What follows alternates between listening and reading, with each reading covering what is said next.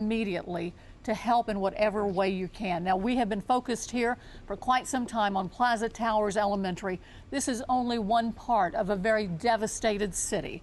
We're there at this moment because of the hope that more children will come out of that school alive. There are injuries throughout the city. There are injuries, and I just received an injury update. Now, this is very preliminary, of course, but at Integra Southwest, they are treating a total of 19 right now, 7 in critical condition, 7 serious condition, 5 are fair or good condition. 1 of the 19 is a child, and we're not sure what condition that child is in. But again, 7 critical, 7 serious, 5 fair or good right now. And we expect those numbers, of course, unfortunately, to go up. And as we talked, I recall talking to doctors after the May 3rd, 1999 tornadoes struck this same area of Moore. Most of the damages and most of the injuries that they are treating in the emergency rooms are puncture injuries from debris that's been flying in the air, sometimes propelled at speeds of 150 miles an hour. You're talking about nails, you're talking about boards, you're talking about any type of metal that has come loose from these buildings that's now become shrapnel and a million knives flying through the air. There's so many lacerations and other more ghastly injuries from these kind of things. People do survive, but they live with these injuries from now on. Let's go back to John Welsh and Bob Moore, Chopper 4. John, I know you're navigating with a lot of other traffic up there right now, but the situation from where you see it, I know it's very early in the search and rescue, but are you seeing anything that any shred of daylight, any shred of hope out there for those worried about loved ones? You know, we're showing you the Plaza Tower schools right now, and we do have a lot of rescue crews in there, and they have looks like some axes and some other stuff that they're trying to just break through this debris. As you can see, that whole back of the school has just kind of been pushed around to the front. So there's a lot of guys in there, and they're trying to pull a lot, or they're trying to get some stuff out. But as far as seeing people walk out or bring anything out, Kevin, we're not seeing anything. But, again, we're staying right here. There's a lot of traffic. It's picking up in the neighborhoods that people are coming home and looking at looking obviously at the destruction to their homes and all their property there. But that OHP's on scene. They've got both their helicopters doing a great job. They picked up spotters to help search for people on the ground. We're up here higher at 3,500 feet. Zooming using our camera, the lens, to try and help out. I've asked them, hey, if you guys have any areas that you want people to look, or that you want us to kind of consolidate our efforts on, just let us know so that we can kind of really help everybody out. That's the name of this game. I don't really care about people seeing pictures of it. My goal right now is to try and help find people in the rubble. So that's what we're trying to do here. The damage is very severe, and this is nothing like I've ever seen before, Kevin. And John Welsh, to that end, we're trying to provide people with all the accurate and confirmed information we can get. We're looking at, for those of you who are just joining us, who may be coming home from work and turning on your television set, a devastating, horrific, monster tornado moved through Moore, Oklahoma earlier this afternoon, said to be at some points 2.5 miles wide as it moved through here. Our meteorologist, Mike Morgan, believes it will be classified an F4 or an F5. He says the devastation that he is witnessing, in his opinion, is 3 times as bad as the May 9th tornado, 1999, that moved through this very same area and was likewise devastating. But what you're looking at right now is Plaza Tower Elementary. We're told 75 children and faculty are believed to have been in the school when the tornado hit. Other children had already been taken out of the school, but we are told at this point, and have no information otherwise to date, that 75 children and teachers were inside the school when it hit. Lance West is on the scene. He said he saw at least one child, a male child about 8 to 10 years old, leave the debris field. He saw another teacher being transported. But so far, that's all that we've been able to confirm. Let's go down to ground level right now with our Jesse Wells on the scene. Jesse was in Edmond yesterday at another tornado damage site, but this is nothing like what you saw yesterday, Jesse. This is massive. Go ahead, Jesse. Go ahead, Jesse.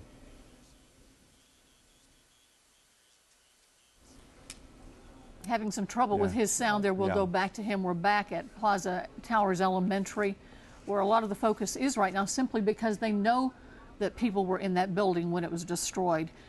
If you saw earlier shots of Moore, Oklahoma, as our coverage continued since about 2:30 this afternoon, you know that there are areas throughout this city that look exactly the same. And folks right now, first responders, are simply trying to find people who may be trapped. And they're doing it by listening with their ears, trying to hear calls for help, trying to hear cries of pain, to know where to start digging. Well, it's just, you know where to start. You start at the elementary schools, and that's where they are. And then they're going to start going door to door, searching what used to be homes but are now piles of rubble all up and down the streets there. And as John said earlier, he lives near there. He doesn't even recognize that area. I know, John, it's hard to get your bearings straight when you are from that area, even, and you know where most things were. John, can you still hear? John, can you hear us? John, what I was saying, John, was that it's hard for you, as you see another chopper go by, it's hard for you to get your bearings right in an area that you know like the back of your hand because you live not far from there. I think he's having trouble talking to us right now. I think the chopper you saw move through there was a police chopper. Yeah, some kind of search and rescue chopper. Let's go back to Jesse Wells on the ground and see if we have the audio trouble there alleviated. Jesse, tell us what you're seeing and what you've heard so far. Kevin, again, really words don't even do this scene justice. It's hard to describe exactly what we're seeing out here. Absolute and total devastation. Right now I'm standing basically right next to the Moore Cemetery at the corner of Ridgeway and Southwest 8th. Now this is just to the north of where that Plaza Towers Elementary School is. In fact, just within the last couple of minutes, my photographer and I walked down about 2 or 3 blocks to where that school is and got a look at the scene down there. Again, right now we're standing on the north edge of the absolute worst of the damage. Here you can actually see a number of homes are still standing, somewhat obviously significant damage on all of these homes, but the walls for many of these homes are still standing. You go literally a block or two to the south, completely different story. The homes are down on their foundation. Again, just a couple of minutes ago, walked down to Plaza Towers Elementary. I know people are very curious about that. We talked to a couple of kids actually on our way down. They said they were inside the school when the tornado hit. They said that they were literally being told to hang on to the walls of the interior of that school when the tornado was overhead. A very sad story. Obviously, one of the people we talked to said that a teacher was actually on top, laying on top of 3 elementary school kids. That teacher was in very, very bad shape. Personally, he didn't think that this person was going to make it through the storm. But again, one teacher laying on top of 3 kids, trying to protect them from the debris. I can tell you right now, Plaza Towers Elementary, as you've seen from the air, is basically gone. I mean, most of the walls are destroyed. There are cars that were tossed into the front of that where the office building is. There's now a car, a Dodge Durango, actually sitting in the front of that school where the office is. Again, right now we cannot get our live truck back into that scene. Hopefully in the next couple of minutes we may be able to. The streets have started to clear up a little bit as people were coming into this area, just nonstop, complete gridlock just about an hour ago. Now it's gotten a little bit better. Right now, again, search and rescue operations are continuing over at the school building. I don't know for sure how many kids have been taken out of that school. I can tell you a number of kids were taken out, although when we were out there, there were still rescue crews that were out on scene attempting to get kids. The last information I heard from scene just about 5 minutes ago, they said there may have been kids that were trapped towards the back of the school in the basement area. Again, right now I don't know how many kids were still in that school, how many got out of the school, but again, we know some of the kids obviously got out of that school because, again, we talked to a couple of them, so that some of those kids were safe, escaped injury. Some of the teachers doing their very best try to protect those kids may have been severely injured, maybe even killed in this storm. Again, it's really indescribable when you look around. You do just literally a 360 degrees everywhere you look, total devastation in this area. We'll try to have much more as this continues. Back to you guys. Jesse, you have to talk to us about those kids who got out. Now, where were they that they could possibly have gotten out of that debris?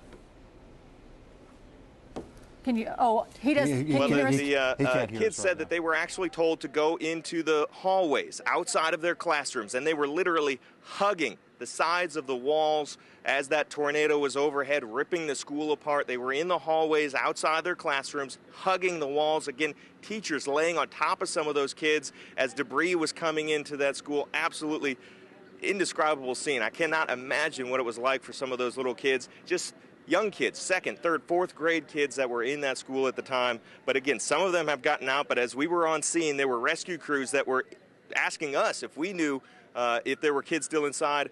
I didn't know. They were asking people that were in that area. They said they thought they were in the back, in the basement area. There may have still been kids. Rescue crews going in there, digging on the back of that school.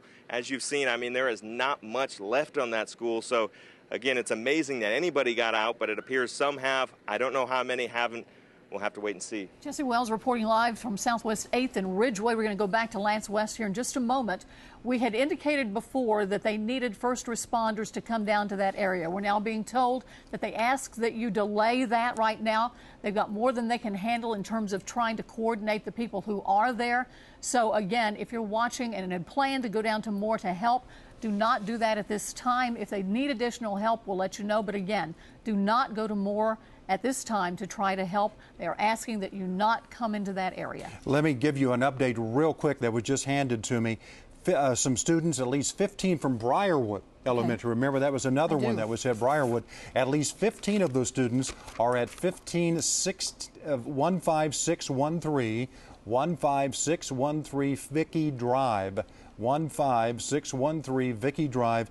At least 15 of those students from Briarwood School are at that location. So if you have students or loved ones involved in that school, 15613 Vicky Drive is where you need to go if you want to try and find them, if you can get there. Of course, the problem is unless they're already in the Moore area, you're not going to be able to get in because they've shut it off to most traffic.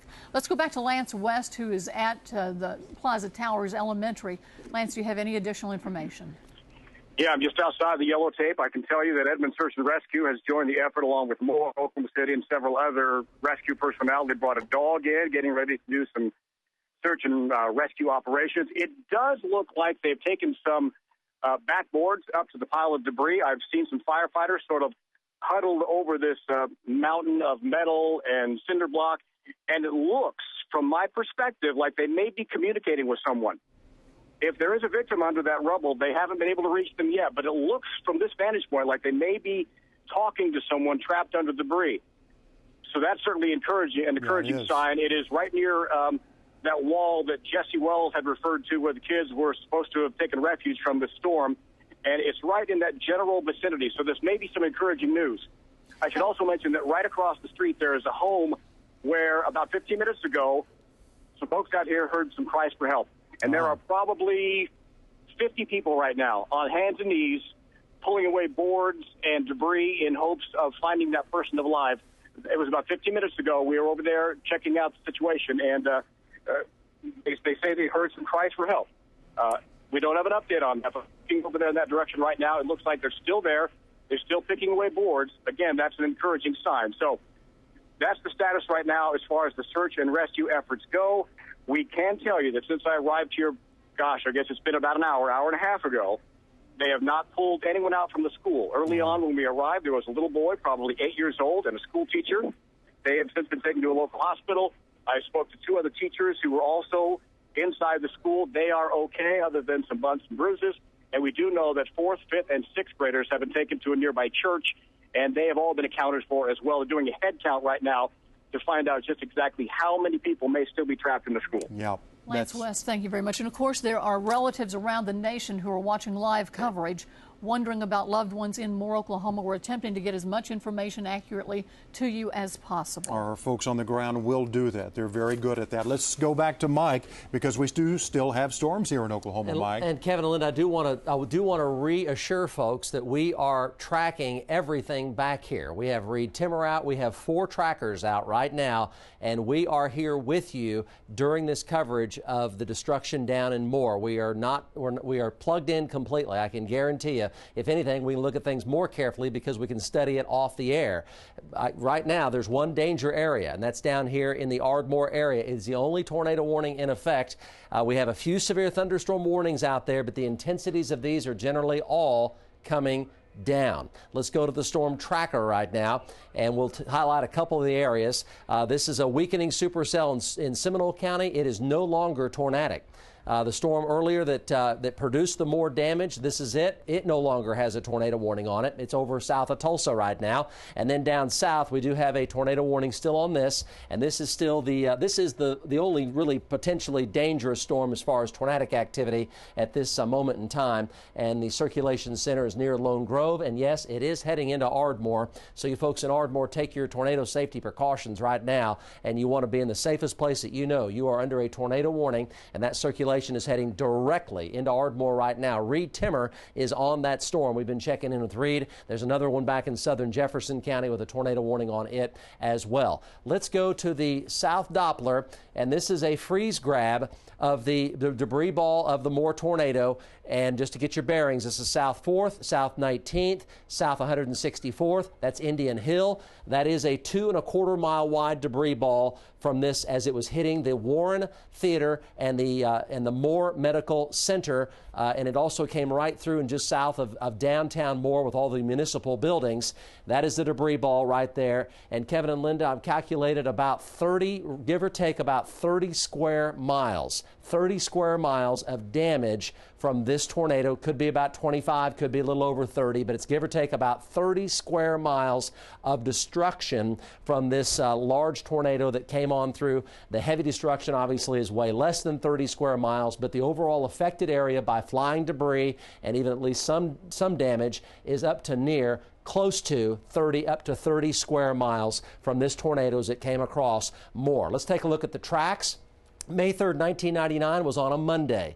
Today's obviously a Monday, but there are big differences between May 3rd and today. As you know, May 3rd, the tornado set down well southwest of Bridge Creek, and we had about 45 minutes to an hour advanced warning for Moore for that destructive tornado. And it was also at 6:30 in the evening. Kids were out of school on May 3rd, 1999, that Monday afternoon. A lot of parents would not leave their children in Moore today. They would not leave their area because their children were still in school in lockdown as this tornado came in before school obviously was let out. The red track is today's tornado. The yellow track is the May 3rd tornado. And again, the scope of the damage is about 3 times the extent of May 3rd, 1999. Kevin, Linda? Incredible. All right, Mike, thank you very much. We know that a command center has been set up at the Warren Theater near there, actually near their new IMAX theater there. Meg Alexander is on the scene with us now live. Meg, take it away. Thank you, Kevin. Well, I've been incommunicative for a while because we were at a search and recovery effort at 4th and Telephone, Southwest 4th and Telephone. Now look behind me because this is what we're seeing right here. This is the Moore Medical Building. If you look at that, it looks like it has just been bombed out. Behind that, we have a number of homes, everything destroyed. So many cars just thrown. They look like toys. And behind that was a 7-Eleven and a liquor store. For the last hour and a half, my photographer and I have been there. We've been helping dig out as well. They were searching for the people in that building. And we do know, as we were there helping them search, that we did pull out. There was a man's body pulled out, a woman's body pulled out, and then a 7-month-old baby, that body pulled out, and the baby's mother also pulled out. They believe that at some point they had tried to get into a freezer, but I can tell you from being there and pulling the debris up that did not do any good. So we, as I said, just left that scene. We have 4 deceased right there at that corner of 4th and Telephone where it was just leveled. People now, I don't know if you can get this behind me, but what we're seeing is people just walking aimlessly, a lot of them. I've talked to some of them, and a woman just crying, standing by a car that was flipped over. Somehow she'd gotten out, and she said, "What do I do? What do I do?" I told her to come here, but nobody knows what to do. Many of these people have nothing left, and they can't get into their homes. They can't get out of, they can't get to another place because it's all blocked in. They don't know where their family is. It's a really hard thing. There is no cell coverage here. That's why I haven't been able to talk to you. So many people just trying to communicate. It's very hard. Now, people are able to text, so that's been spotty, but the cell phone coverage is down. Again, a lot of people just wandering around. If you have a loved one in this area, I would say your best bet is to try to text them right now, because that does seem to be working a little bit better.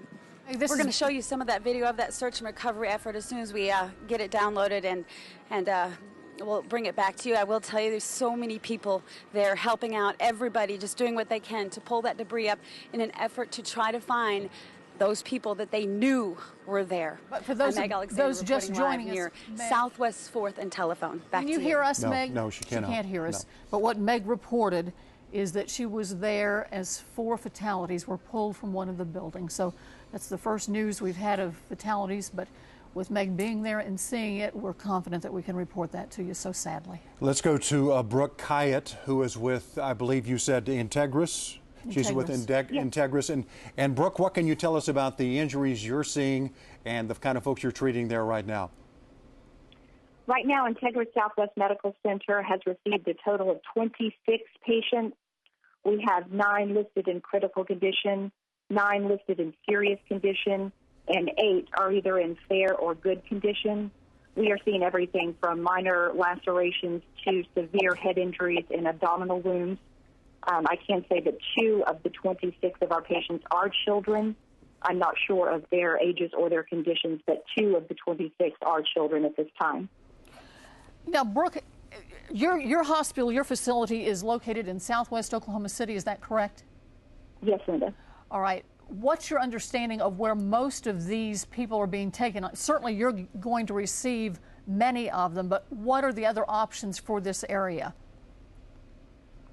I think all of the hospitals there located in the south area of the city would be Integris Southwest. I know OU has received several patients, St. Anthony's.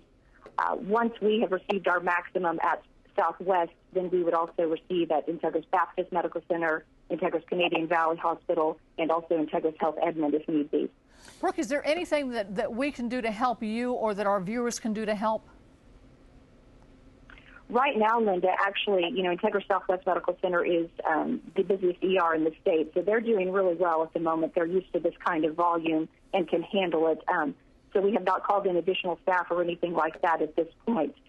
At some point, like I said, we will have to transfer to additional facilities, but right now we have exactly what we need, and we're able to handle these patients as well as the patients that we had before this tragedy. All right, Brooke Kyatt. Brooke, we appreciate that very much. We'll be getting back to you. Thank you for your update. We're going to try and get more updates for you from Brooke throughout the evening. Right now, let's go back to John Welch and Bob Moore Chopper 4, who is over the scene of the school, the elementary school, Plaza Towers, that has been hit by that tornado, a direct hit.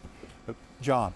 Yeah, Kevin, we're still showing you that. We've got rescue efforts still in place. And it looks like they had moved earlier. Lance had talked about some people are kind of huddled over some debris, and it almost appears we still have some people. You see the guy in the, if you'll take a look right there on the right of the screen that's walking towards the left, there's some people right around there. You got the other gentleman right there with the white hard hat.